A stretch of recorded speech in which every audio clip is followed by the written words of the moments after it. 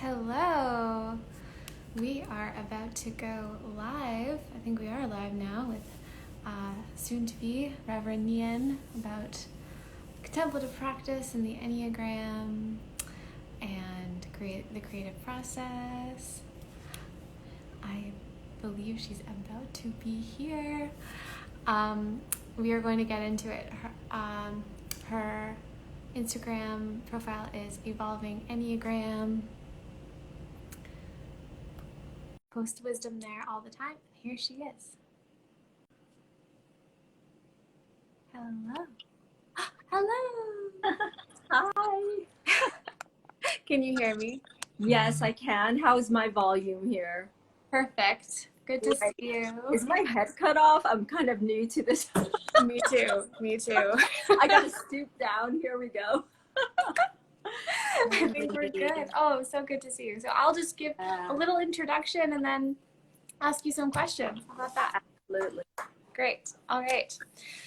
So, Reverend Nian is the founder of Evolving Enneagram, which takes a compassionate, contemplative, and community-based approach to transformation using the Enneagram as a map of consciousness. So with the support of 3 adjunct faculty, Evolving Enneagram serves individuals, couples, and communities around the globe through classes, contemplative Enneagram practice groups, and retreats, and Enneagram-based private spiritual tutoring for individuals and couples.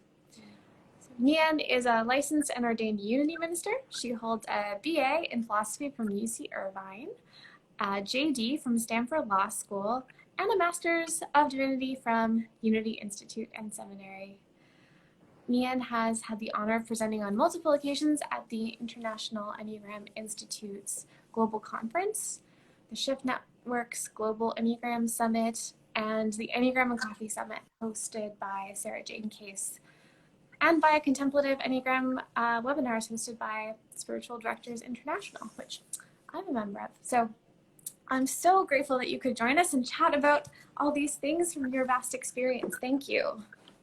Absolutely. So good to be here. I just want to say that part of why I said yes was, you know, when I'm on Instagram, we're each culling for what feels meaningful to us. And, you know, looking at your post, Maria, like it was just really, I just felt like you bring a depth to, you know, a forum that's not typically all that depthful. And I was already like immediately drawn to your work. So it was an easy yes for me to share. Yeah, absolutely. That's very heartening as well. I really resonated with your work, and it's so interesting. As you point out, it's a strange medium for talking about contemplative issues. Right? Yes. Yeah. We're gonna do our best. Exactly. Yeah. We sort of find our way in and then get to connect with each other. So I'm really grateful. Mm-hmm. I wondered if we could just start by if you wouldn't mind sharing a little bit about your story and how you started working with contemplative practices and or the Enneagram. Yeah, I'm happy to share. And I guess I'll share about the Enneagram first because that came first, and then contemplative practice, and then how I merged the two eventually. Cool. Yeah. So like my Enneagram journey actually began in 2002. So like way back when I was in the middle of a huge life transition. Many of us, you know, find this when we're desperate and seeking, etc. I was definitely one of those where I had just left a marriage and my job was, you know, had a prestigious law job in San Francisco, and I was pretty lost, like pretty unhappy inside. So I came home from the bookstore with like a huge stack of books to like figure out my life, and the Enneagram book was one of them. And so I took the test, you know, and I read the description for the type 1. And I cried. I mean, I'm like, oh, inherently defective? Like, yeah, like the line that I had asked myself my whole life, like not realizing it, was, what's wrong with me? Like I had asked that question my entire life. And it wasn't till I met the Enneagram that I realized that's the wrong question. Wow. You're starting with an incorrect like premise about selfhood and then trying to discover the answer when the question itself was like, oh, well, what if there isn't anything intrinsically wrong with me? It was like the new way of approaching since the Enneagram. So my whole life just got shattered. And I remember calling my ex and apologizing because I realized in my type structure, apparently I always had to be right up until then.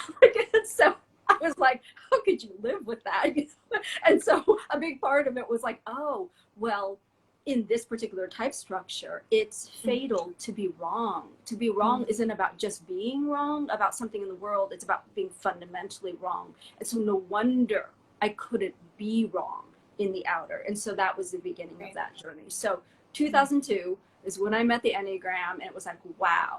But I have to say, even back then, I wasn't on a spiritual path. I was a philosophy major, in undergrad, and I didn't have a concept or belief in spirit or God of any kind at that point. So it was purely psychological. But even then, the understanding of the Enneagram psychologically was of great benefit. I was like, oh, this explains my childhood, the members of my family. I could understand more.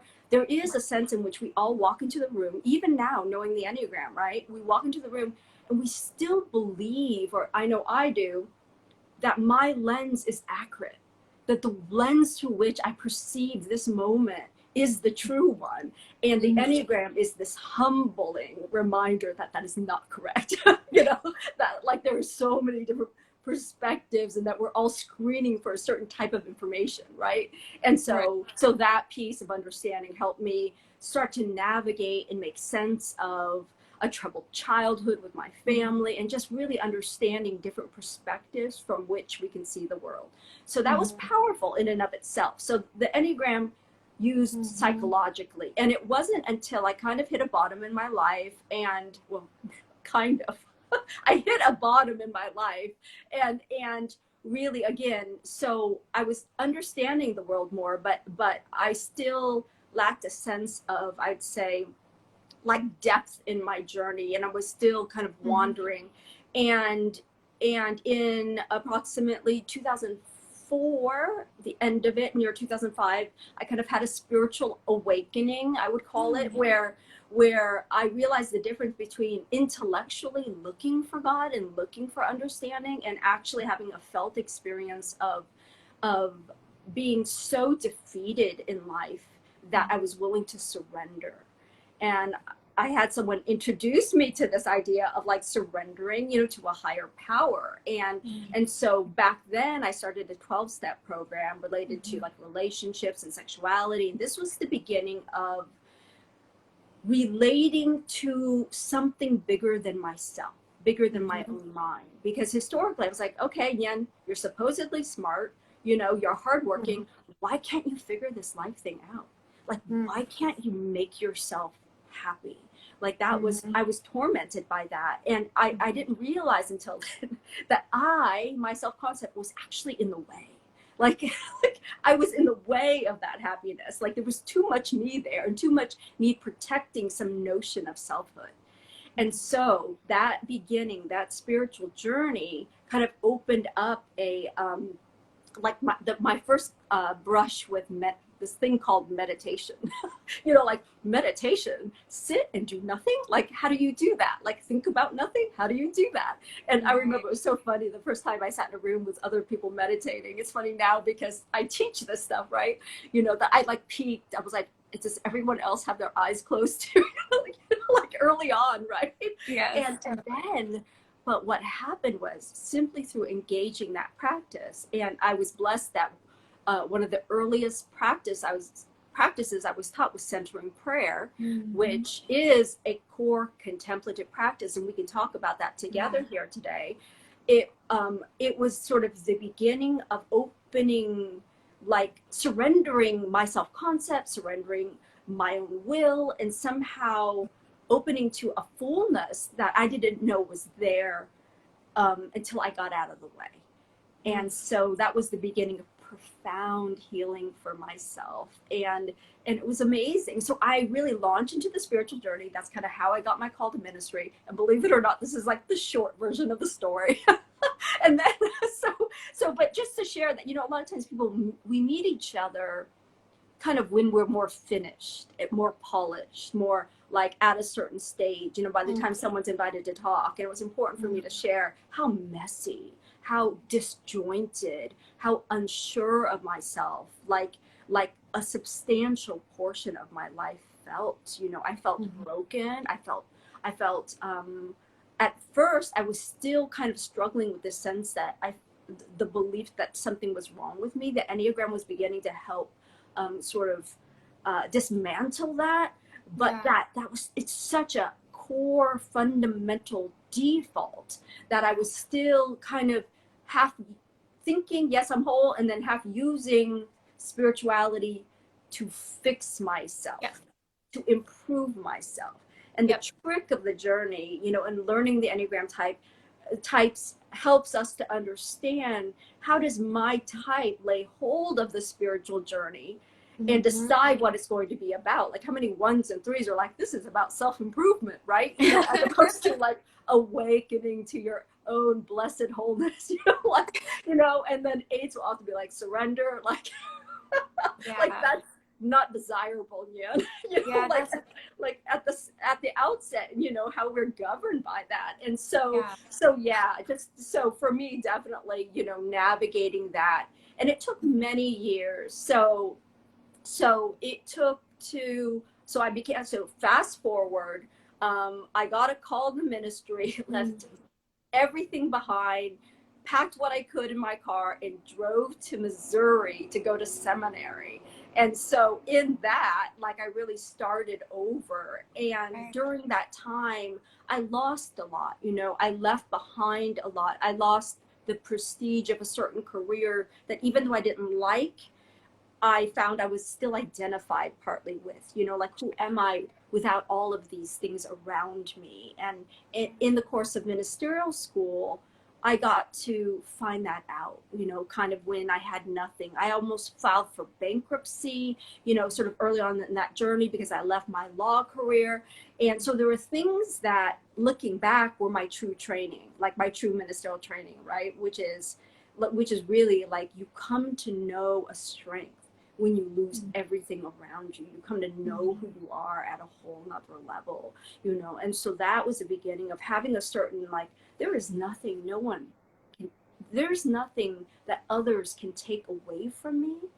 And because of that, like, there's something where you could take that outer thing, you could take my home, you could take my job, but there's a core within me that is unbreakable and untouchable. And so this contemplative journey has gifted me with that. You know, it's not earned, but it feels like grace. It feels sometimes like magic, you know, like miracles. The fruits of the practice are what we call it often in contemplative practice. And so part of the call to ministry was a call to, this is it, like this feeling of like, this could alleviate human suffering. This would help us to live from a greater sense of our own wholeness, so that we don't feel a sense of lack and paucity. So we don't need to earn affection, or we don't need to prove worthiness, but somehow, if we believe and know this like infinite source within ourselves, if all of us were gifted with that, how different life would be. You know, how differently we would all navigate our world in such a more collaborative and supportive and life-giving space for one another. And so my draw to ministry was a draw to like bring that out, you know. And I realize I'm talking a lot fluidly, you know, and if others have questions in the comments, I'm seeing people join. Hello, and some folks I know as well, you know, and so feel free to interrupt at any time or interject at any time. But yeah, so fast forward, somehow I had contemplation and centering prayer, and I had the Enneagram, but it wasn't until like, I can't even remember the year, 2018, 17-ish, that I'm like, duh, like, let's consciously marry the two. And yeah, because people were studying the Enneagram sort of intellectually over here and learning from it, and then engaging their meditation practice over here.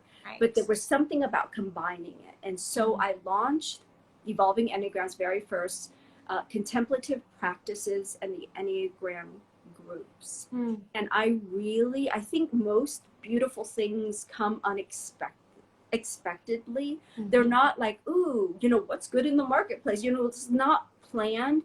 But like, we started with two 10-week groups.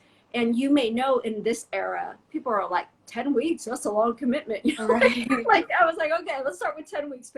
And then at the end of 10 weeks, they just didn't want to stop. And so our core group has been going for 3.5-ish years now. At one point, they're like, can we just do this for life? And I'm like, that's a long time for me to commit, people. You know, but it really felt like that this is life-giving, and that this merged Enneagram and contemplative practices can actually support your life on an ongoing way, not as a quick fix, but as a dedicated practice that enables you to show up like in your wholeness day to day and ground you in, again, this power like bigger than yourself, right? That like can guide, sustain, etc. And so that became the core of my work. And then I saw transformation happening so quickly in these groups compared to anything else I was doing in ministry. That's actually when Evolving Enneagram, which I only founded in September 2019, it came out of this, okay, Nyan, you got to step away from this salaried ministerial job and do this work full time. Like you're called to do this full time, and you're called to bring this to a global stage. And so that's when I kind of moved out. And then not long after, that's when all of the global appearances and presentations and invitations, they just kept happening. And it was just exciting to see. And I think this is related to your core topic and focus, which is creativity and how contemplation relates to that, you know. But I just want to check in with you to see if you have any thoughts or reflections or additional questions. I'm so moved by so much of what you said, and you know, pinging so many things in my mind. But first, I want to thank you for how much honesty you're able to bring to this. It's grounding, you know, people's stories, and how you are able to name multiple leaps of faith as well, struggles, and then moments where you're willing to face the unknown. And I think that's something that we all encounter at different moments of our lives.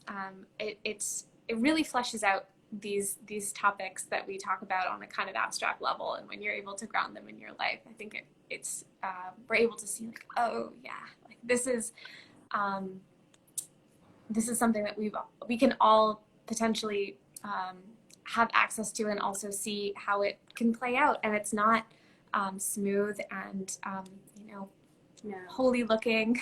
Yes. And the gift of doing it, I can imagine that you feel this way, the gift of doing a lot of one-on-one work, well, you know, group work as well, where there's authenticity, is I see people who on the surface or in the outer world, they look like their lives are absolutely perfect. And I know how human and how jagged and how just, I mean, human in a delicious and beautiful, heart-based, connecting way all of our lives are. So, you know, especially since we're on Instagram, that whole like Instagram look of people, I'm like, oh, behind the scenes. And I just hope more of us are willing to share what happens behind those scenes, because it's scary moments. It's on the floor. I remember at one point in my journey, I was literally like, let go and let God, you know, when I was like this, let go and let God, let go and let God. And I was like, oh, let go and let God looks like this, not like this. You know, like that's just forcing. I had this moment where I just felt my hands open. I'm like, oh, and I was like on my knees on the floor weeping. And in those moments, like there's room for grace, you know, it is like that. Like, oh, good. You can't do it anymore. Okay. Let a power bigger than yourself in here, you know? So absolutely. Yeah. Oh, that's really moving. I really connect to that. And I'm also just struck by how the distinction that you're bringing to this conversation between working with the Enneagram from a psychological perspective and from a contemplative perspective.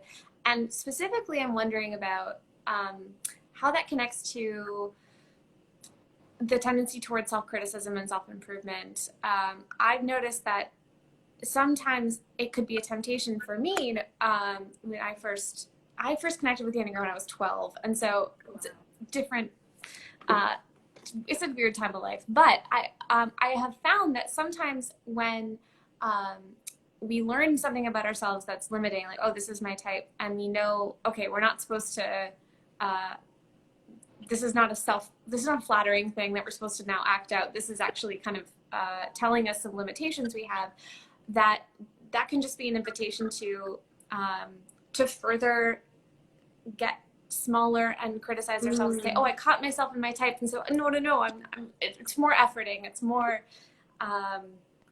tension, right? and as opposed to having a process that allows you to open up, right, and not just get more and more self-conscious. Does that sound at all familiar?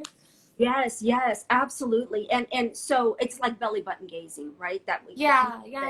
Right. And so how do we self-reflect and be self-aware and not like sort of overdo this, like have it turn into self-absorption, right? Yes. Well, one thing is for me, the power of community to keep us accountable. You know, it's sort of like from our own thinking, like, because every type has its own way of rationalizing and telling its own story. And it takes someone you trust to tell you, that sounds awfully like the story of limitation of your particular type. And so like maybe we're more likely to question it when it sounds like your type's basic narrative. So that's one way of approaching it, you know. And then of course either community work or working with a spiritual director like you, like that's really vital for that, because it takes someone you respect and trust to get through that, right? Because what we believe, we tend to believe so strongly. Like there's this idea, right? Like for each type, like 6s, the world is scary, you know, like this is so ingrained. And so that importance, and also though, this notion, this duality in terms of, well, I like to think of it as the mind can't hold that notion of how are we both broken and whole at the same time, right? How are we both human and divine, but the heart can. There's a knowing, there's just a being with that, like a holding space of that sort of that truth. And then the other thing I want to say about that is I see, you know, and I think Drew Moser is the one you interviewed last week. That's so great. And, you know, I adore him and his work. And he wrote the Enneagram of Discernment. And I've taught that book. And so there's this notion of, oh, so there's so much I want to say about that. Like, well, okay. So I want to say that, like, I believe that, type as trailhead into the wilderness of self, right? So that's what he teaches. And so this notion that learning your Enneagram type, at first, you're going to get really excited about the look of this trailhead. Maybe it's a very pretty arches and you're just, you know, kind of looking at this, but behind it is a whole like wilderness of you, an unknown territory, a mystery of like your selfhood that I think the contemplative journey helps to sort of loosen our grip on. Let's just stay here at the border of selfhood, and it helps us to open into that wholeness. But even as we go into ourselves, when we go out back into the world, you know, in this sort of symbolic hero or heroine's journey, we bring a gift of our true deep selfhood. And that reminds me, actually, I watched your chat with Drew last week, and as I was watching you, I was so touched. You had like I want to call it a slowness to what you brought forth, but what I imagined, the story I told myself about your speech, is it felt like you dropped deep into the ocean, like you weren't willing to just speak from the surface of you. And it's like, wait, before I talk, I'm going to dive all the way down here and then I'll come up and speak. That's what I felt watching, you know. Thank you. Yeah. I'm sitting with that. It feels holy to touch on these issues, and I'm always taken a bit aback, and also feel excited at the same time by what you're saying, and also by what Drew is saying, because it's just getting so close to the live wire that connects us. So amazing. Yes. And it is true. Like, and if we're willing to engage the wilderness, the unknown, the mystery of self, the hidden, the repressed. For type 4s, oftentimes what's hidden is joy. what's Yeah. hidden is actually your strength, right? You know, so Right. what's shadowed isn't always like negative by Right. worldly terms. You know, what's shadowed, like in nines, and often can be your assertiveness, your power in the world, right? And so our willingness to not just go, oh, here's my type, and of course, yeah, I like to sleep, I'm a nine, you know, like it's Yeah. like, okay, so behind that sleepiness is an intense body centered, like energetic presence that could have so much impact in the world. Are you willing to bring that forward, even though it risks your ego saying, gosh, you know, those people who think so much of themselves, nines can often be very judgmental of those who like to take the stage, you know, so to overcome your own ego's judgment about what that means to bring forth all of that, right? So to dive into the ocean, to go into the wilderness and bring back a gift to the community. Yeah, so I think that's really vital. And so all of us have that kind. And so this concept of not dwelling on it, but also I find when people come back, of course they come back through the threshold of type. And so type itself isn't just the fixation that we're entrapped by. It is also part of our life purpose and our gift. And so, but what we're doing is we're coming from all of that wholeness and essence and bringing forth also the gift of the type at the surface of being. And so, like, what is ours to give and create and express in the world is deeply intertwined with type. It's just coming from a fuller place. And I think that holds that sort of seeming paradox or duality, right? Between like, ooh, is type bad? Are we trying to get rid of our type? Exactly. So there's a group that's either like, ooh, my type is great, or oh no, let's get rid of it and let's live our wholeness. I'm like, it's like it's intimately related. So that's how I hold it, and so yeah. I appreciate that way of framing it. I completely, I really agree, because the point is not to be flattened into some generic good person, but to or free person. We don't all look the same. We have these limitations, and yes, but the image of the wilderness and then coming back makes so much sense. I want to touch on this issue of creativity briefly. So thankfully we touched on so much just now around how to use the Enneagram, why we use the Enneagram in spiritual practice. It's so rich, and I want to point us in the direction of process and the creative process. We talked about the wilderness, and I think that really relates to this idea. I see your work as deeply creative because it encourages us to respond to reality in a spontaneous manner with all of us. But how do you see creativity showing up for you and the contemplative practice, and potentially through the lens of your type as well, if you want to throw that in? Yeah. Well, I'll first say that for me, you know, having been an attorney, having grown up, I mean, in a fairly stereotypical Asian household where linear thinking and math and all these things were heralded and nothing related to poetry or what is traditionally considered creativity, I squashed what was there, and I didn't believe myself to be creative. And it's only, I say, in the last 5 years of my life that people have expressed to me that they think I'm immensely creative. And I see that in birthing new classes and even in ways of synthesizing information. And I do now believe that everyone is intrinsically deeply creative, and it does come from our willingness to dig deep into that wilderness of like our source. Often the things that we think are forbidden within ourselves, repressed, either indulgent, like we can't do it, or you know, like, or even like for some people their anger, like to tap into that, there's something there that can be channeled into a force, you know. And that creativity can be expressed in any arena of life, right? I deeply believe that every human is actually, there's genius in all of us, but that genius comes from what I might call sort of our divine self, our spiritual self. Because what's different about that is in that invisible piece like that comes from the unmanifest to the manifest Mm-hmm. is pure genius, right? Because it's not copied.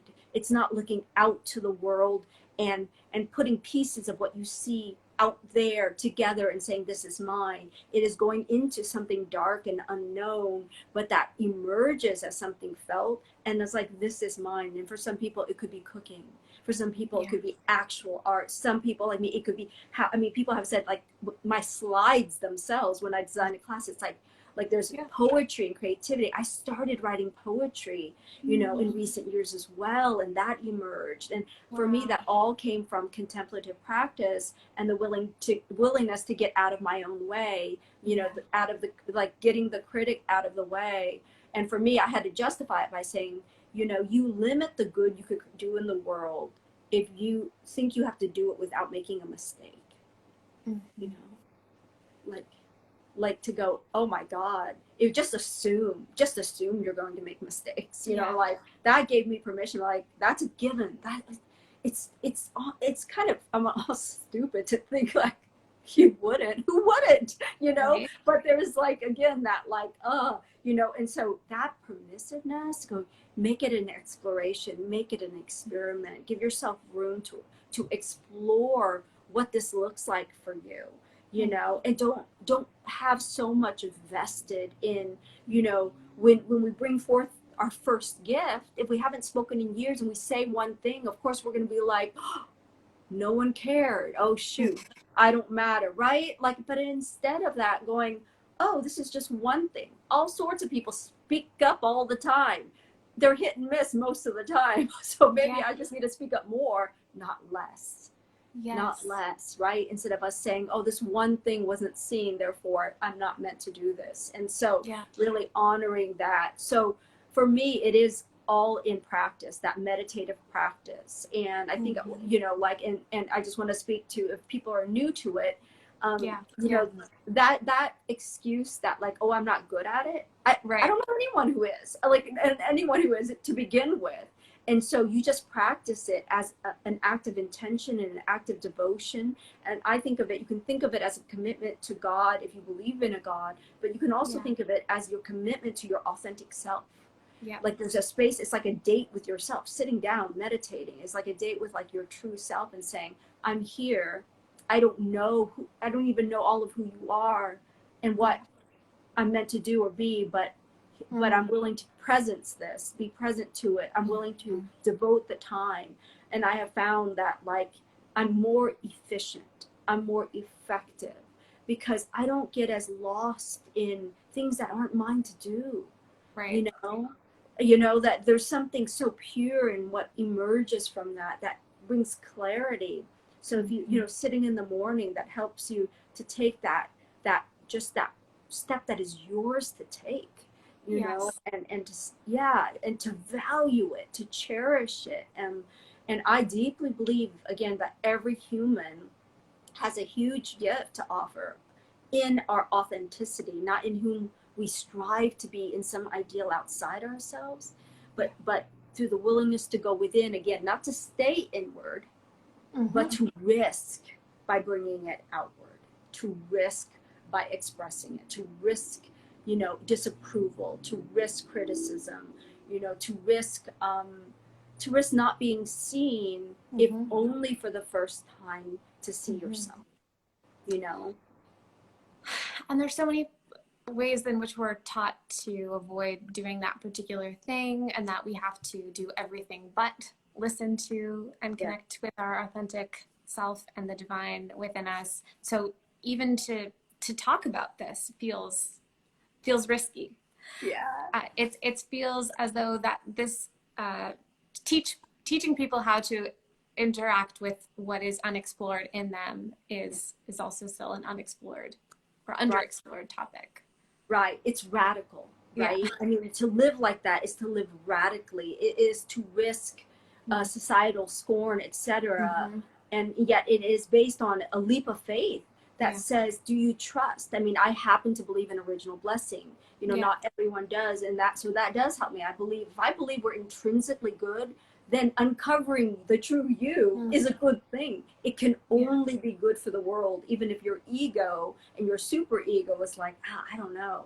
Like, Right. you know, my family may not be okay with this, or, you know, my colleagues would think I'm a, you know, like, but like to trust that there's something so benevolent and powerful and beautiful within yourself. And so like that there is treasure within yourself, right? And you know, going back to Joseph Campbell's famous quote, you know, that the cave, in the cave you fear to enter lies the treasure that you seek. Yeah. Right. And that cave is often, too often, us. Hey, I see 7-wing 8 here. Yeah. So if anyone has any questions, or if you have additional ones, I'm happy to answer. As we you've been so generous with your time. I will keep an eye on the chat box here. As we sort of leave room for people to throw in any questions they have, is there something that you wish people knew about the Enneagram, either if they're new to it or if they have been in a corner of the Enneagram world? Yes, I think we've touched on it definitely, but that core piece is this idea that I deeply believe and teach that you are not your type. But at the same time, we don't want to do a bypass by like, oh, so let's not type at all. There's an importance to naming what we call the prison in which you live that you don't know you live in, right? Like there's like an orbit we have around our type that keeps us from living into the full circle of the Enneagram that represents our wholeness. And so it's so vital. Like there are things I didn't know about myself until I read it in my type description. I'm like, oh, I do that. Like, but I couldn't name it. And until I could name it, like it had power over me, right? It ran my life in unconscious ways. And so there are too many people, you know, and it's funny because there's a 7 that just hopped on and I'm like, there's some 7s who are like, you know, freedom from type, you know, and I'm like, but you're actually expressing your type, which means you're sort of trapped in your type. And you're like, so many paradoxes, you know, like I'm so you know, just like kind of going, oh, you know, like maybe if you like recognize your desire for freedom, like you'd be truly free, you know. So that's where like the value of it. And again, oh, and I think if there's one thing I do want to say about the Enneagram and this work, I have shared with my class this idea that I'd rather you not know the Enneagram at all than apply it without compassion to yourself. Huge. Because we can weaponize it.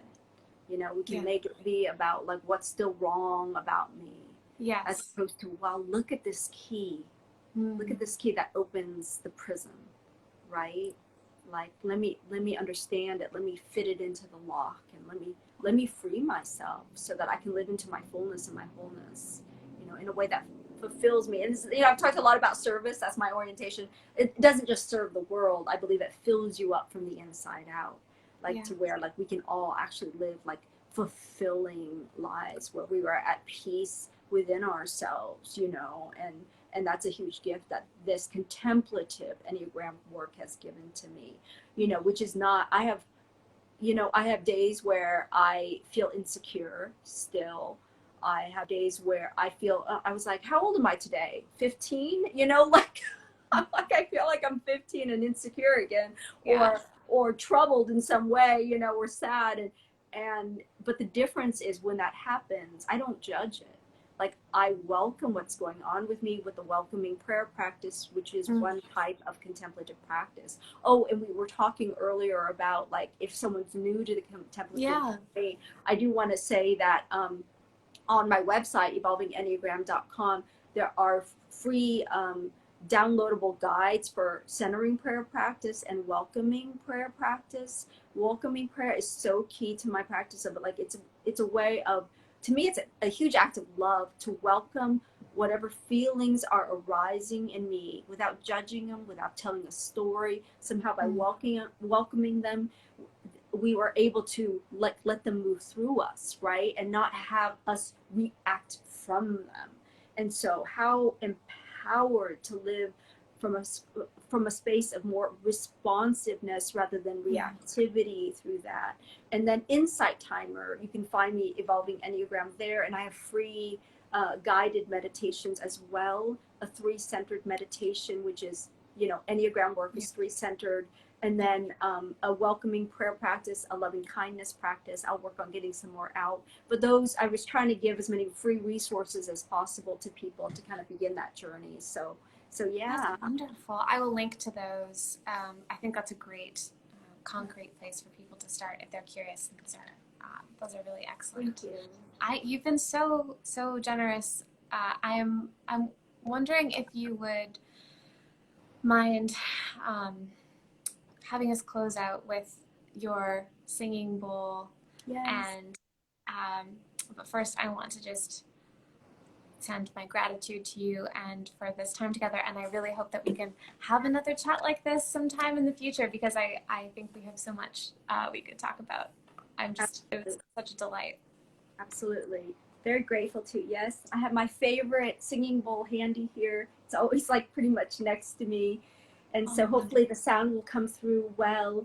So I invite all of you who are listening now and those who are listening, at a later time, like if there's something to our capacity for joy and genius and creativity and inner fulfillment and peace, I'd say it's presence.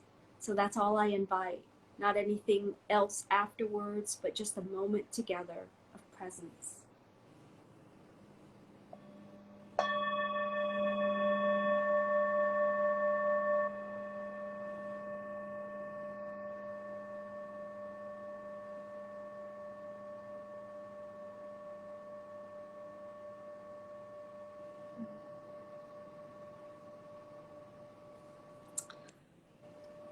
What a gift, Ian. Thank you so much.